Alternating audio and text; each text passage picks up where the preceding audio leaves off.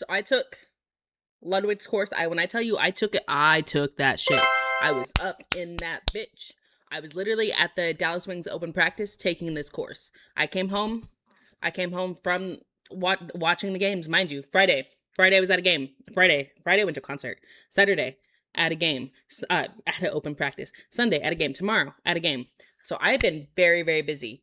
I also work a 9 to 5, so I was a busy person. I did this for you guys. And so I'm going to give you all of this course as quickly as I can. I took notes. I made slide points, a slideshow to go along with the notes. It's not very, it's a slideshow. It's a slideshow. What it is a slideshow. Okay. So how do we get lucky? By Ludwig. This is day one. This is day one's course. First off, you got to be delusional. To be successful, you have to be delusional. 92% of streamers only go live one time. That means they turn that shit on and they quit. The top 1% of viewers top 1% of streamers has 20 views. Me, I'm in the top 2% according to Google at 4 viewers, okay? Discipline equals success. Well, how do you be disciplined? So write your goals for the next 6 months. That's the homework. I did the homework. He assigned homework. All the homework's done, okay? That's my proof. So you should be ideating and planning your segments no more than 4 to 6 hours live. Who are your goats in the homework? In case you're wondering, Ludwig's not one of my goats. I mean that shit. Make a schedule. By making a schedule, so you do that. My schedule is we are going live every Mondays, except for the fact that I'll be at Dallas Wings game tomorrow. So we're going live every Monday. That's my schedule. There's also posting on Thursday for the gaming video. Sunday's the vlog.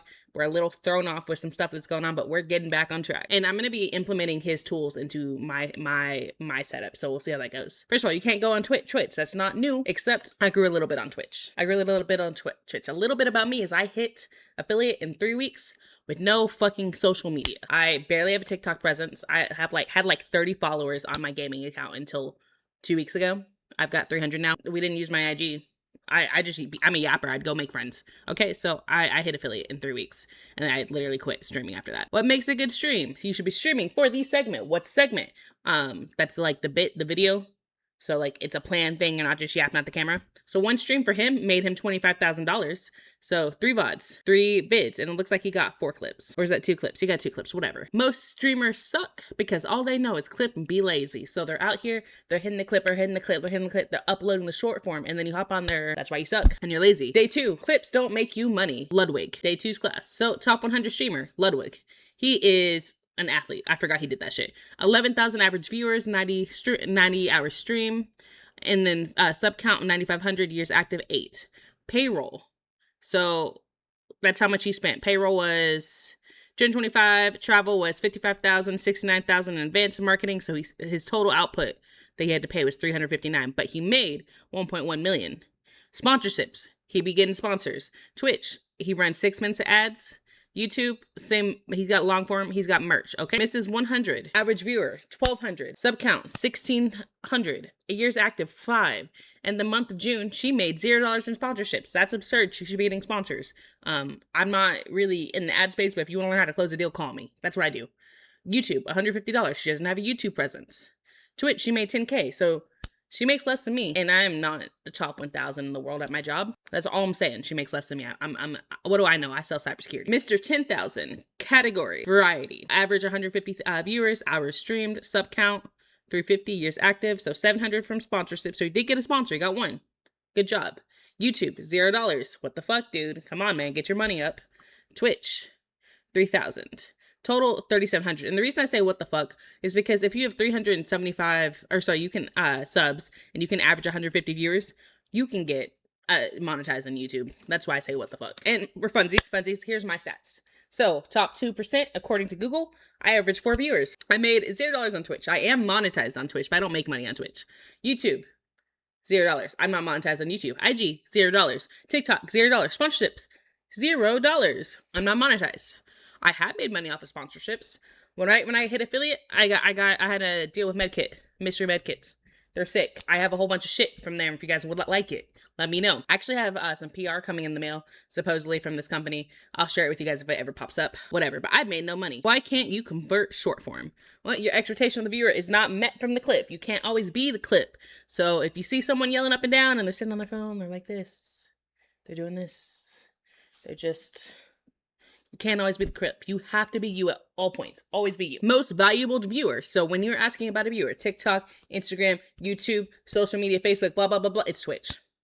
Why? Because Twitch viewers activate. So you say, hey, motherfucker, I'm dropping this merch. Boom, they bought it.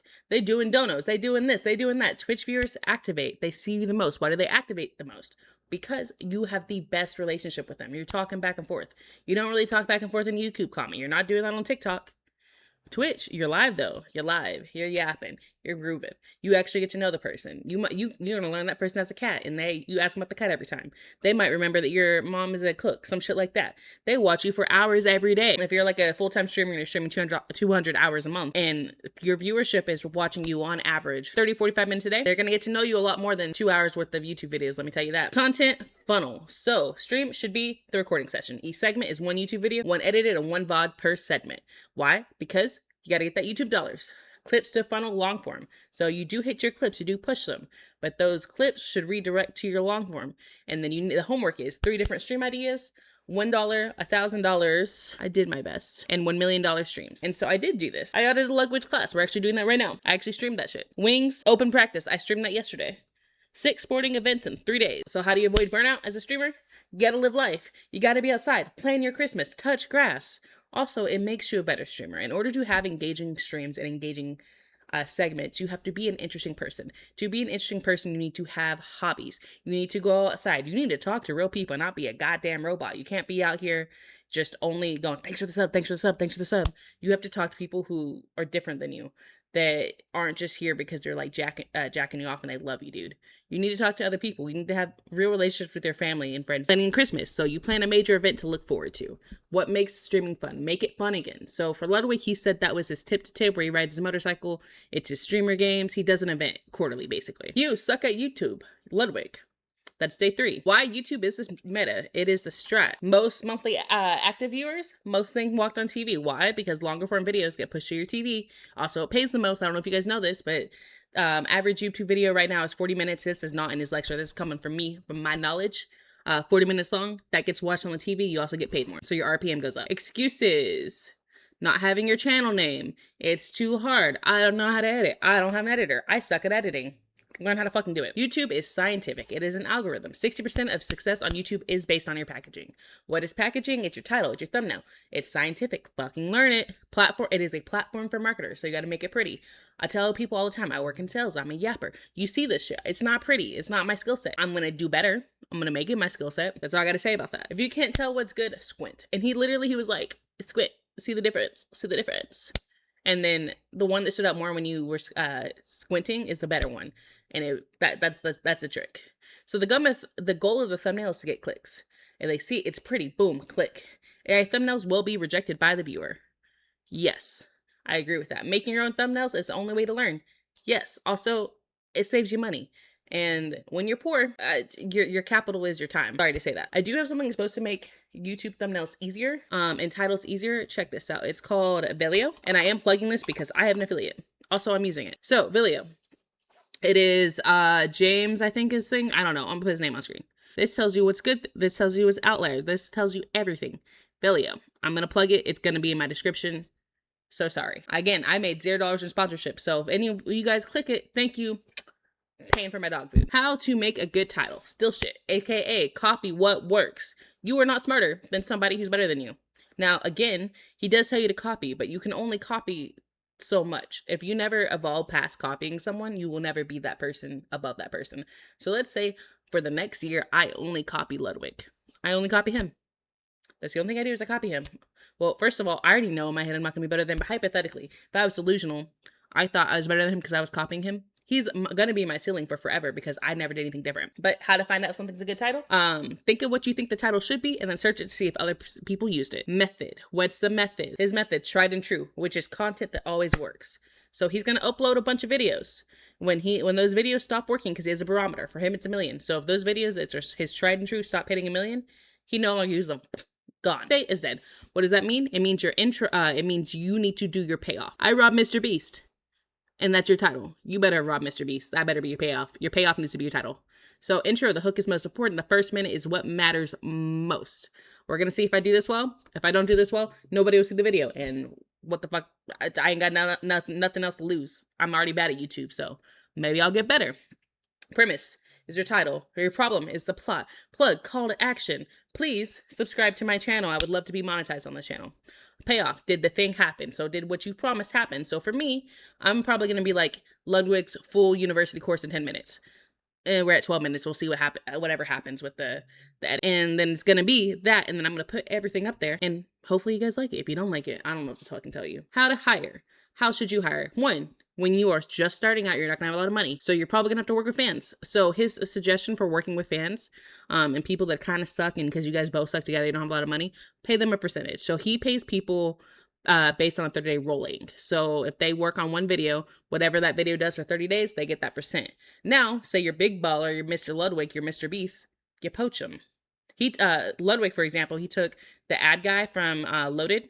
That was their top sales guy. He took him, he pays him much, and that's all he does. Channel setup. How do you set up your YouTube channels?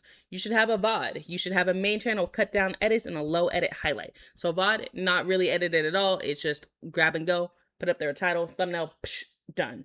Main channel, cut down edits. So what that means is your most produced video. It is your flashy video. This is the one that gets the most love and attention. Low edit highlights, that's your third channel. Maybe that's like shorts. It's like clips from stream that would do well, but like you don't put a lot on there. Okay, that's how he does his. Next thing he says, survivorship bias. He has survivorship bias. He won. He's the winner. He's a lucky guy. He did all the things. So it's easy for him to design this course and say, this is how it works and this is what you should do, copy me. But he also says, hey guys, don't trust me. I'm only here because I won. The winner of the war gets to tell the history, right? So he's the winner of the war. He gets to tell the history. But just be mindful that maybe not everything he says is gospel, and he just wants you to think about that. Is it harder than a 9-to-5? So one person said, hey, it's only harder than a 9-to-5 if you are actively like the top guy. If you're doing this, you're like, you have editors, you're shooting multiple content segments, this, and this, and you're always on, it is harder. But like your normal dude that's just sitting at home, booting up, streamer's not harder. It's certainly not harder than my 9-to-5. And my 9-to-5 is not very challenging. I think people could just sell. Like if you want to be a salesman, you could just do it. Streamer use stats. 40 million watch hours this year. 57% have hit their peak during Streamer U. 8 million people, new followers, right? Across all Streamer University. Last year's class, the median lost 40% of their viewership from Streamer U.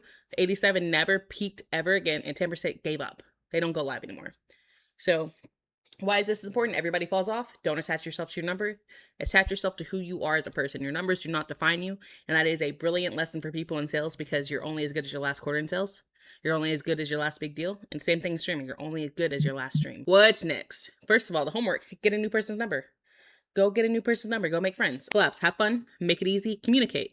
Communicate means what, where. Oh my God. So what that means is, hey, on Tuesday at 3 p.m., we are going to film us baking a cake. It's going to take 2 hours, and I'm going to send a car to pick you up. That car is going to pick you up. I'm going to feed you. We're going to bake a cake. We are going to talk about these 10 talking points. This is what we're going to do. I'm going to have set up live Kick, Twitch, whatever. Boom, done. That is that's make it easy. So send outlines, put an effort when asking for collabs. That's what that means. The hype is important, obviously, but like if you didn't have fun, you're not going to do it again. He gave the example of some kid throwing sauce all over someone, and she's probably never going to do that again, even with the clips, right? So nuisance streamers have shorter success and don't be disrespectful, meaning being an asshole for the clip isn't going to pay off long term. Streamer friendships are tainted by the viewer. Why are they tainted by the viewer? Because there's a third person in your relationship. So if you're only ever friends on stream, if you only hang out on stream, whatever the viewer says is going to get in your head, like it or not. And you cannot control your reputation. You can only be your best you. So your relations matter. The people in your life that you talk to that aren't your viewer, that aren't, just saying you're that dude, they matter. Your mom matters. Your brother matters. Your girlfriend, your boyfriend matter. Real relationships, people in your day-to-day life that you want to make happy and you want to make proud, those people matter. The viewer does not matter as much. We're all going to be dead in 100 years. No one's going to know your name. Tips and tricks. Write your goals. Make a schedule. Ideate every day. Content funnels.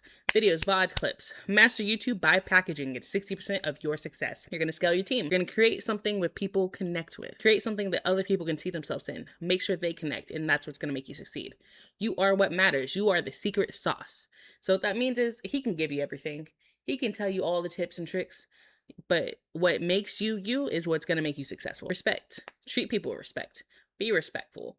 Have friends, go outside, have hobbies, go to concerts, and you don't necessarily make that content for him. That's going to the Dodgers game, and then enjoy your life, dude. Do other things, be other people. You are responsible for the people you hire. So if you hire someone, you need to pay them. You're also responsible for coaching them and telling them what you like. Meet them weekly, schedule, give feedback, pay them well.